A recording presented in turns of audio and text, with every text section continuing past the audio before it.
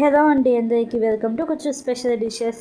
చపాతీ, కిచిడి, బిర్యానీ దేనిలోకైనా సూపర్గా ఉండే ఆలూ కర్రీ కుక్కర్లో టేస్టీగా ఈజీగా ఎలా చేసుకోవాలో చూపిస్తున్నాను. ముందుగా స్టవ్ ఆన్ చేసుకొని కుక్కర్ పెట్టుకొని ఒక 2 టేబుల్ స్పూన్ల దాకా నూనె వేసుకొని 5 లవంగాలు, 1 ఇంచు సైజ్ అంత దాల్చిన చెక్క, అలాగే 2 మీడియం సైజు ఉల్లిపాయలను సన్నగా కట్ చేసుకొని వేసుకోండి. 2-3 పచ్చిమిర్చిని సగానికి తుంచుకొని వేసుకొని ఉల్లిపాయలు పింక్ కలర్కి వచ్చేదాకా ఫ్రై చేసుకోండి. ఉల్లిపాయలు పింక్ కలర్కి వచ్చిన తర్వాత 2 పెద్ద సైజు టమోటాలను పొడుగ్గా కట్ చేసుకొని వేసుకోండి.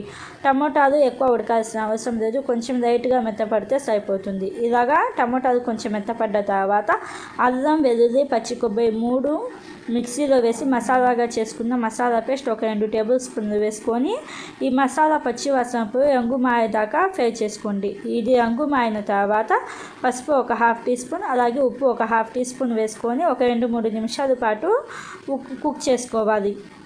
ఇలాగా ఒక 2-3 నిమిషాల పాటు కుక్ చేసుకున్న తర్వాత మీడియం సైజ్గా కట్ చేసి పెట్టుకున్న బంగాళాదుంప ముక్కలు వేసుకోండి. బంగాళాదుంప మరీ సన్నగా కాకుండా ఇలాగ కొంచెం పెద్ద సైజ్గా కట్ చేసుకోండి. బంగాళాదుంప ముక్కలు వేసిన తర్వాత అంతా కలిసేటట్టుగా ఒకసారి బాగా కలుపుకొని రెడ్ చిల్లీ 1 టీ స్పూన్ దాకా వేసుకొని ఇంకొకసారి బాగా కలపండి. ఇలాగ ఒకసారి బాగా కలుపుకున్న తర్వాత ఒక 2-3 నిమిషాల పాటు మీడియం ఫ్లేమ్లోనే ఉడికించుకోండి. ఒక 2-3 నిమిషాల పాటు ఉడికించుకున్న తర్వాత అంతా కలిసేటట్టుగా ఒకసారి బాగా కలుపుకొని నీళ్ళు ఒక పావు గ్లాస్ దాకా వేసుకొని ఒకసారి బాగా కలుపుకొని ఉప్పు కారం సరిపోయిందో లేదో చూసుకొని ఈ స్టేజ్లో అడ్జస్ట్ చేసుకోండి. అడ్జస్ట్ చేసుకున్న తర్వాత కుక్కర్ మూత పెట్టేసి మీడియం ఫ్లేమ్లో ఒక 3-4 విజిల్స్ వచ్చేదాకా ఉడికించుకోండి.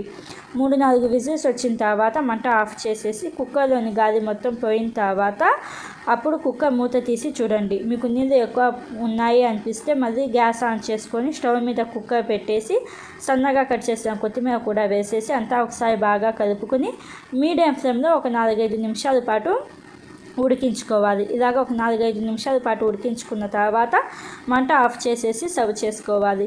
ఈ కర్రీ మనకి కొంచెం గ్రేవీగానే ఉంటుంది. చపాతీలోకి, బిర్యానీలోకి, కిచడీలోకి చాలా టేస్టీగా ఉంటుంది. తప్పకుండా ట్రై చేసి ఎలా అనిపించిందో కామెంట్లో